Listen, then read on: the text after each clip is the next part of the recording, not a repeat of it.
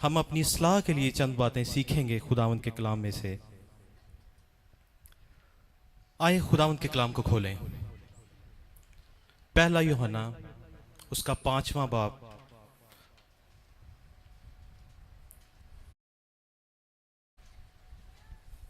उसकी 18वीं आयत से लेकर 21वीं आयत तक हम पढ़ेंगे।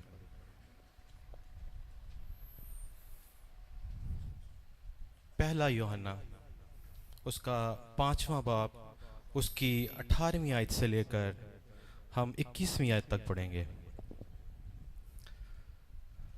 यूहन्ना वो यूहन्ना है जो यीशु मसीह के 12 शागिर्दों में से एक है, जो जब्दी का बेटा है। ये तीनों खत उसने लिखे हैं और ये आम खत हैं, किसी स्पेसिफिक कलीसिया को नहीं लिखे गए। जैसे हम देखते हैं फिलिपियों के नाम खत पौलुस रसूल का, वो फिलिपियों की कलीसिया को लिखा गया है। लेकिन ये जो 3 खत हैं जो यूहन्ना ने लिखे हैं, ये यूहन्ना के आम खत हैं। अगर आप इसका टाइटल देखेंगे तो वहाँ लिखा हुआ है कि यूहन्ना का पहला आम खत, फिर दूसरा, फिर तीसरा। तो ये किसी स्पेसिफिक बंदे के लिए नहीं है, लेकिन मैं समझता हूँ कि ये ज़रूर ईमानदारों के लिए हैं।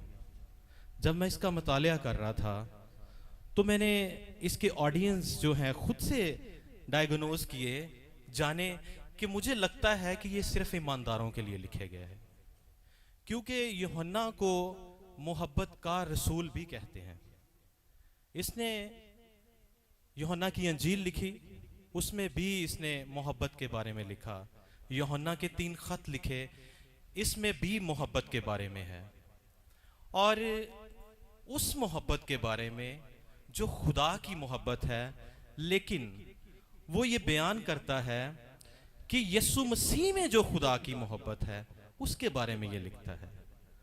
और ये उन दिनों में लिखे गए जिन दिनों में गनास्ती बिद्दत जो थी वो अरूज पर थी, और बहुत सी और बिद्दात थी जो कलीसिया में गर्दिश कर रही थी, जिसमें यीशु मसीह के इंसान होने को नहीं माना जाता था। वो कहते थे कि इस तरह का जो बंदा है वो इंसान नहीं हो सकता, क्योंकि जो जिस्म है वो मादा है और ये गुनाह के मिलाप से बनता है। सो खुदावंद यीशु मसीह पाक है, इसलिए वो इंसान नहीं हो सकता। वो इंसानियत का इनकार करते थे। लेकिन यूहन्ना ये सिखाना चाहता है कि यीशु मसीह जो है वो खुदा का बेटा है, वो कामिल इंसान है और कामिल खुदा भी है। और आज हम सीखेंगे कि खुदावंद की मोहब्बत में जुड़े रहना। और उस आज जो हमारा जो मरकजी टॉपिक है वो बुत परस्ती है, अडल्ट्री है। मैं तलावत करूंगा यूहन्ना का पहला आम खत 5वां बाब 18वीं आयत से। हम जानते हैं कि जो कोई खुदा से पैदा हुआ है वो गुनाह नहीं करता, बल्कि उसकी हिफाजत वो करता है जो खुदा से पैदा हुआ, यानी मसीह खुदावंद उसकी हिफाजत करता है, और वो शरीर उसे छूने नहीं पाता। हम जानते हैं कि हम खुदा से हैं और सारी दुनिया उस शरीर के कब्जा में पड़ी हुई है। ये कंपैरिजन कर रहा है ईमानदारों का और जो खुदावंद यीशु मसीह को अपना निजात दहिंदा नहीं मानते, उनका कंपैरिजन कर रहा है कि जो हम हैं, हम जानते हैं कि हम खुदा से हैं और सारी दुनिया जो खुदावंद यीशु मसीह को नहीं मानते उस शरीर के कब्जा में पड़ी हुई है।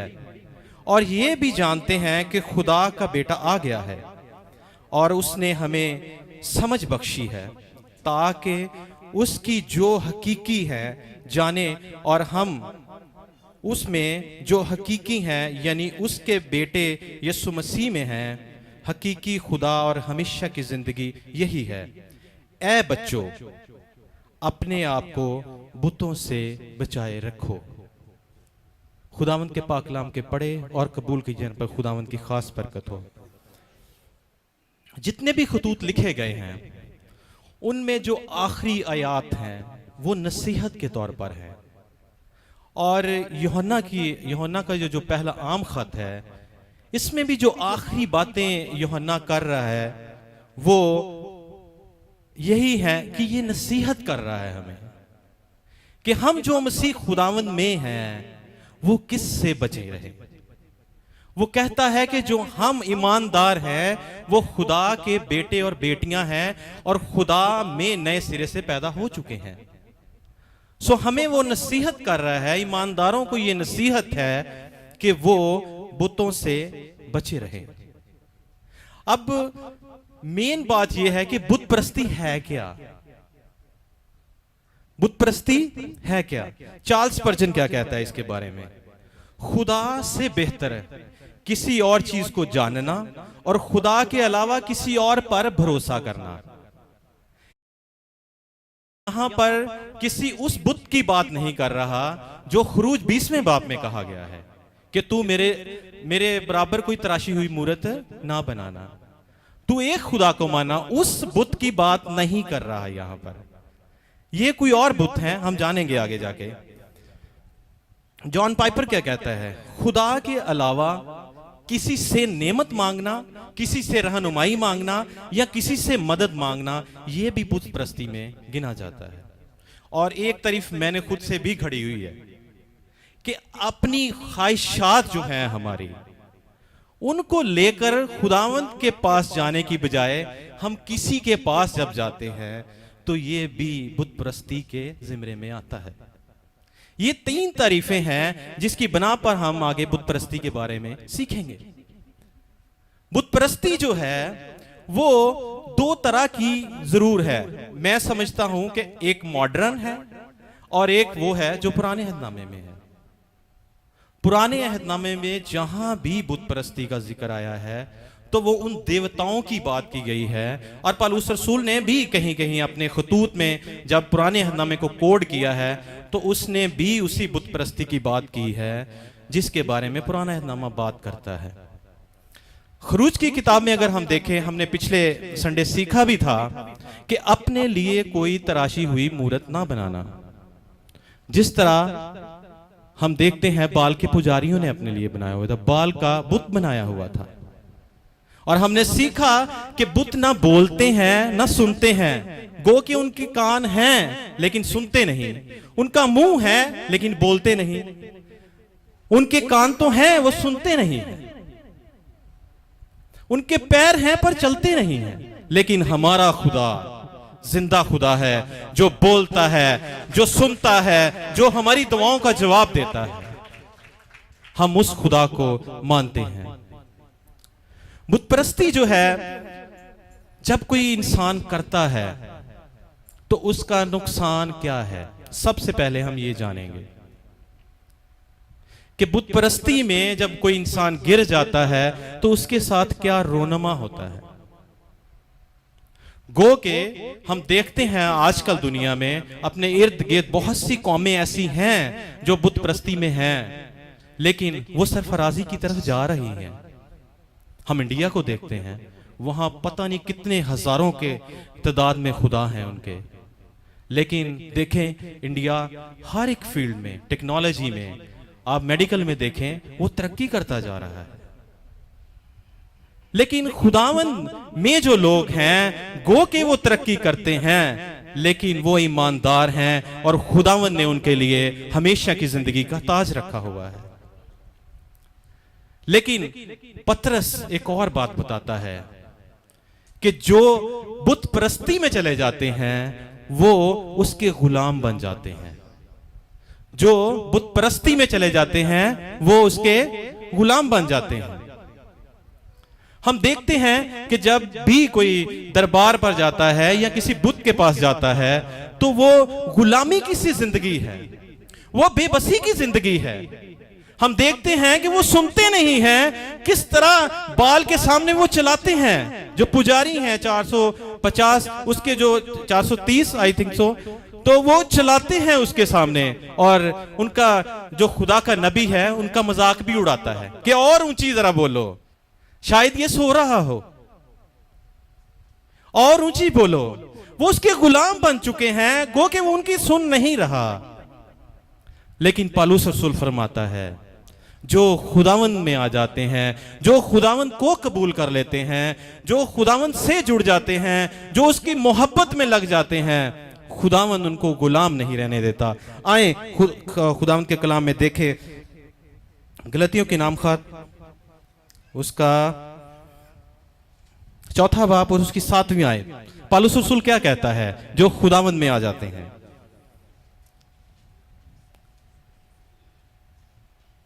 बस अब तू गुलाम नहीं बल्कि क्या है, बल्कि क्या है, बल्कि क्या है।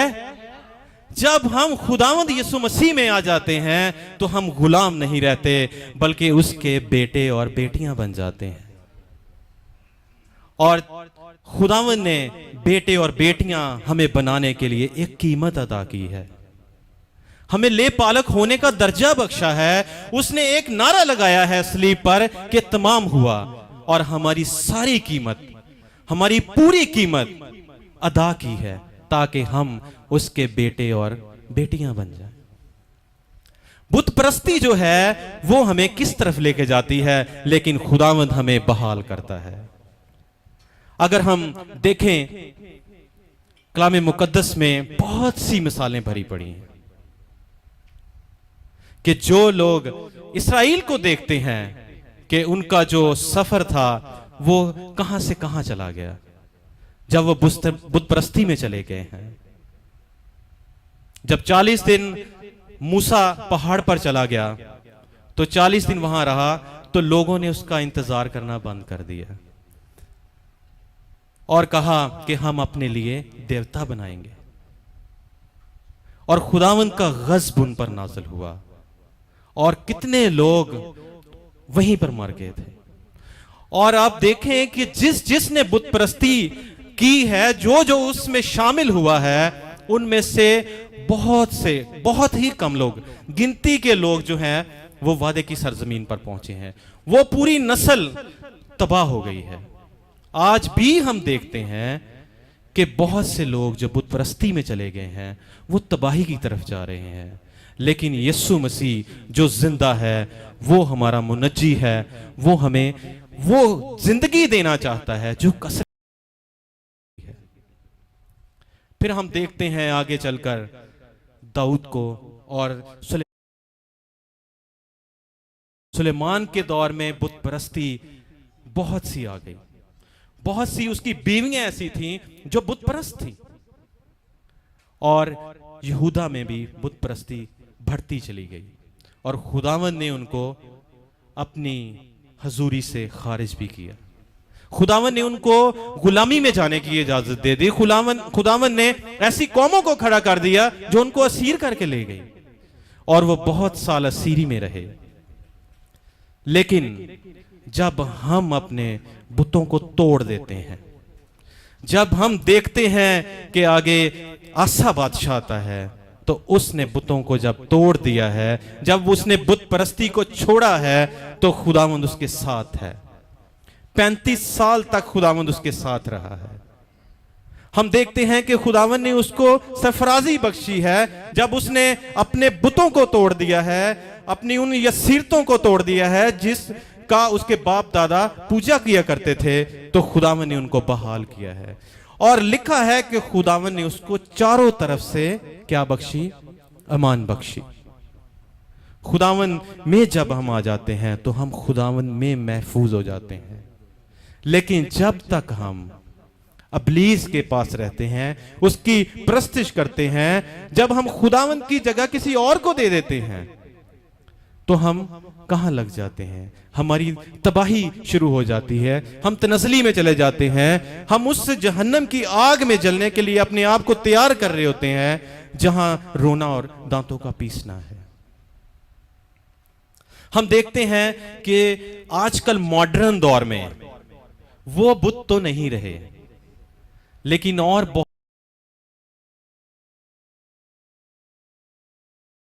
बहुत से बुत हैं, और मैं समझता हूं उनमें से एक जो सबसे बड़ा बुत है, उसने ना सिर्फ पादरियों को घेरा हुआ है, और वो है गोरों का बुत। पैसे का और गोरों का बुत जो है। बड़े अफसोस के साथ ये बात कहनी पड़ रही है। हम में से हर कोई जो है वो पैसे के पीछे भाग रहा है। हम खुदावंद को भूल चुके हैं। और यीशु मसीह यूहन्ना की मार्फत जब लिखवाता है खत, तो कहता है कि तुम में पहली सी मोहब्बत नहीं रही। तुमने पहली सी मोहब्बत क्या की है? छोड़ दी है। लेकिन खुदावंद चाहता है कि हम उसकी पहली सी मोहब्बत में आ जाएं, तो ये चिरागदान जो कलीसिया है ये कायम रहेगी। लेकिन अगर हम पैसे के पीछे यूं ही भागेंगे, अपनी तरक्की के बुत के पीछे भागेंगे, अपने सोशल मीडिया के बुत के पीछे भागेंगे, तो हमारी जिंदगियां, हमारी जो आने वाली जनरेशन है वो तबाही की तरफ चलती जाएगी। गो के मैं समझता हूं, मैं कमेंट्री पढ़ रहा था, तफसीर पढ़ रहा था एक, वहां लिखा था कि इसकी बुत परस्ती की तारीफ एक ये थी कि हम जो खुदावंद के गिफ्ट्स हैं जो हमें मिले हैं सोशल मीडिया के तौर पर, इल्म के तौर पर, पैसे के तौर पर, अगर हम उनका गलत इस्तेमाल करते हैं तो ये भी बुत परस्ती के जिम्मे में आता है। मैं ये नहीं कहता कि दौलत हासिल करना बुरी बात है, लेकिन उसकी प्रस्तश करना, उसके पीछे भागना, ये गलत बात है। और ज़बूर 83 क्या ही खूबसूरत बयान है दाऊद का। वहां लिखा है कि दौलत जो है वो तेरे भाई को और ना तुझे बचा नहीं सकती। तेरा एक गुनाह भी जो है वो खत्म नहीं कर सकती, बल्कि यीशु मसीह का जो लहू है जो क्रूस पर बहाया गया है वही हमारे गुनाहों को धोता है, वही हमें रास्तबाज बनाता है, वही हमें जिंदगी बख्शता है। लेकिन हमारी जिंदगियां, अभी गौर करने की बात है कि हमारा बुत कौन सा है। आप सब अपने आप को एनालाइज कर सकते हैं। मैं समझता हूं हर एक की जिंदगी में कोई ना कोई बुत जरूर होता है। किसी का हस्बैंड हो सकता है, किसी की वाइफ हो सकती है, किसी की गर्लफ्रेंड भी हो सकती है, किसी का बॉयफ्रेंड भी हो सकता है, जिसको हम बुत बना लेते हैं, जिसको हम खुदावंद की जगह रख लेते हैं। हम दुआओं में उसको मांगते हैं, हम खुदावंद के पास जाते हैं कि खुदावंद तू बस मैनू ए दे दे, मैनू ए नौकरी बस मिल जावे, मैनू घर मिल जावे, मैनू गड्डी मिल जावे। हम सब की जिंदगियों में कोई ना कोई बुत जरूर है, लेकिन जरूरत है कि हम इन बुतों को इनकी प्रस्तुत करने की बजाय खुदावंद के तोहफे समझें। खुदावंद के कलाम में लिखा है कि अच्छी बीवी जो है वो क्या है? तोहफा है। अच्छा साथी जो है वो तोहफा है खुदावंद की तरफ से, खुदावंद ने आपको दिया है। खुदावंद के उस गिफ्ट को एंजॉय करें, खुदावंद की शुक्रगुजारी करें कि खुदावंद तूने मुझे अच्छी बीवी दी है, खुदावंद तूने मुझे अच्छा हस्बैंड दिया है। खुदावंद की शुक्रगुजारी करें, खुदावंद तूने मुझे पैसा दिया है। और एक स्कॉलर है वो कहता है कि जितना मर्जी आप इतनी मेहनत करें, जितना पैसा कमा सकते हैं कमाएं, और जितनी दौलत आप सेव कर सकते हैं उतनी ही सेव करें। और एक और बात वो कहता है तीसरी, कि जितना खुदा की राह में खर्च कर सकते हैं करें। लेकिन निकोदेमुस की तरह हमारी जिंदगियां कैसी हैं? हम क्या कहते हैं? जब यीशु मसीह उस मालदार से क्या कहता है कि तू क्या कर, अपना सारा माल बेच दे और गरीबों में बांट दे, तब उसका बुत कौन सा है? उसका बुत क्या है? दौलत है। और फिर एक और खुदावंद मिसाल देता है कि एक साहूकार था, उसने खेत में गंदम लगाई, उसने अनाज लगाया, उसका अनाज बहुत ज्यादा हुआ और वो सोच रहा है कि मैं इस सारे जो पैदावार है उसको कहां रखूंगा, क्योंकि मेरे पास जो कोठड़ियां हैं वो कम है। और फिर क्या करता है वो, सोचता है कि मैं इन सारी कोठरियों को ढाऊंगा, नई बनाऊंगा और उनमें जखीरा करूंगा और मेरी जान आराम से बैठकर एंजॉय करेगी, खाएगी। वो एक इंग्लिश की कहावत है, eat drink to be merry, खाओ पियो थे मजे करो बस। तो लेकिन जो अगली आयत है उसमें कहते हैं, खुदावंद यीशु मसीह कहता है कि फरिश्ता आया और उसने कहा आज रात ही तुम्हारी जान तुमसे तलब कर ली जाएगी। सिखाने की जरूरत यह है कि हम उसकी प्रस्तुति ना करें, उसके बारे में सोचते ना रहें, खुदावंद की शुक्रगुजारी करके खुदावंद तूने मुझे दिया है, और अय्यूब की तरह हमारे दिल शुक्रगुजारी से भरे रहें कि तूने दिया, तूने लिया, तेरा नाम मुबारक है। लेकिन जब हम उसको बुत बना लेते हैं, उस पैदावार को, उस सोशल मीडिया को, खुदावंद तू मैनू अच्छा मोबाइल देता, मैं रोज 3 घंटे फेसबुक सिर्फ विकनी। खुदावंद तेरी शुक्रगुजारी है कि तूने मुझे अच्छी डिवाइस दी है, इसमें मैं लैंग्वेज सीखती हूँ, इसमें मैं डिजिटल मार्केटिंग का कोर्स आजकल चर्च में चल रहा है वो करती हूँ। खुदावंद तू मुझे और सिखा ताकि मैं इससे अर्निंग करूं, और इसकी शुक्रगुजारी करेंगे तो खुदा तेरे जलाल के लिए अपने आप को पेश करूं, मेरी जिंदगी से तेरे नाम को जलाल मिले। लेकिन अगर हम उसकी प्रस्तुति करते रहते हैं कुछ 4-4 घंटे, ओनू मेरी तरह 4 घंटे तो नहीं, थोड़ा सा कट कर लिए। खुदावंद के गिफ्ट्स जो हैं वो एंजॉय करने के लिए हैं, शुक्रगुजारी करने के लिए हैं। और फिर इससे जान हम कैसे छुड़ा सकते हैं कि हम अपने बुतों को ढा दें, यूसिया की तरह। दूसरा सलातीन उसका 23वां बाब, उसमें लिखा है कि यूसिया ने क्या किया, हैकल में से सारे बुतों को, जो काहिन थे वहां, उन सबको बोला कि यहां से जितने बुत हैं सारे निकाल दो। यूसिया से जो पहला दौर था उसमें हैकल में भी बुत रख दिए थे उन्होंने। यूसिया आया जब, तो उसने कहा कि हैकल में से सारे बुत निकाल दें, सारे बुत निकालकर बाहर फेंक दो। आज हमें भी जरूरत है, क्योंकि कलाम मुकद्दस कहता है, आज गो के हैकल नहीं है, लेकिन कलाम मुकद्दस कहता है, पौलुस रसूल के खतूत में हम पढ़ते हैं कि तुम क्या हो, खुदावंद का मकदस हो। हमारे अंदर जो बुत हैं उनको हमें निकालकर बाहर फेंकना है, तब ही हम इनसे छुटकारा पा सकते हैं, तब ही हम इनसे जान छुड़ा सकते हैं। और दूसरा तरीका जो दाऊद ने अपनाया कि खुदावंद ज़बूर 86 और उसकी गलबन 11वीं आयत है, उसमें वो कहता है कि खुदावंद तू मुझे यकसोई दिल बख्श दे। आए मेरे साथ निकालें ज़बूर 86,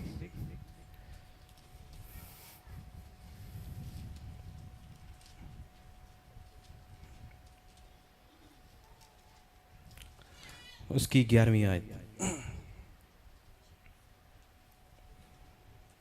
ऐ खुदावंद मुझको अपनी राह की तालीम दे, मैं तेरी रास्ती में चलूंगा, मेरे दिल को यकसोई बख्श ताकि तेरे नाम का खौफ मानूं। यकसोई दिल कोई बता सकता है क्या है? एक जैसा, समझ नहीं आई? अच्छा यकसोई दिल, अच्छा यकसा रहने वाला, सही, ठीक है। और कोई? अच्छा यकसोई दिल क्या है और वो मांग क्यों रहा है? यकसा भी ठीक है, इसको इस ज़मरे में लिया जा सकता है, लेकिन जो दाऊद का ये जो ज़बूर है मदद के लिए पुकार है, उसकी जिंदगी में भी बहुत सी कमियां थीं और हमारी जिंदगी में भी हैं। आज जरूरत है कि हम अगर अपने बुतों से छुटकारा पाना चाहते हैं तो हम खुदावंद से यकसोई दिल मांग लें। यकसोई दिल का मतलब है, इसको अगर हम आसान फिक्रे में कहें कि खुदावंद वो मर्जी जो मेरी है वो तेरी बन जाए, या जो तेरे मंसूबे हैं वो मेरी जिंदगी में पूरे हो जाएं। खुदावंद जो तूने मुझे गिफ्ट दिए हैं उनके मैं प्रस्तुत ना करूं, उनको मैं एंजॉय करूं। खुदावंद से यकसोई दिल मांगने की जरूरत है, दाऊद की तरह। तब जब आप यकसोई दिल पा लेंगे तो फिर ऊपर से एक आवाज आएगी कि मेरे दिल के मुआफिक मुझे मिल गया है।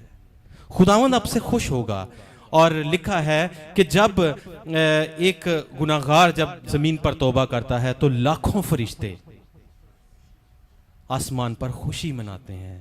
और जब आपको यकसोई दिल मिल जाएगा, जब आप खुदावंद की मर्जी में चलने लग जाएंगे, जब आप खुदावंद की दे हुए गिफ्ट्स को खुदावंद खुशी करेगा कि मेरे दिल के मुआफिक मुझे मिल गया है। जरूरत है कि हम खुदावंद से यकसोई दिल मांग लें, अपने उन बुतों से जान छुड़ाएं, अपने उन बुतों को उस मकदस में से जो